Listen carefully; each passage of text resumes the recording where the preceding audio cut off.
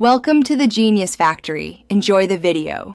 You start by opening a private or incognito window so the site won't use existing session data.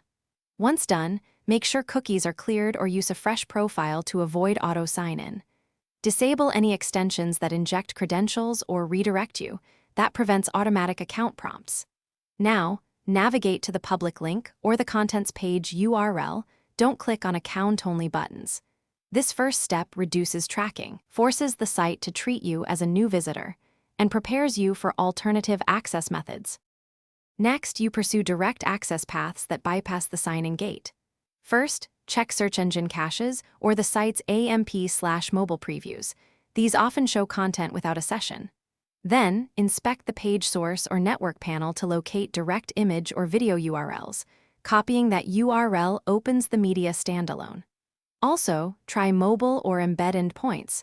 Once done, these frequently omit account walls. Make sure to refresh and retry different endpoints when the initial try returns a placeholder or error message. To finish, open the direct media or cached snapshot in your private window and use reader mode or save the page to capture the visible content.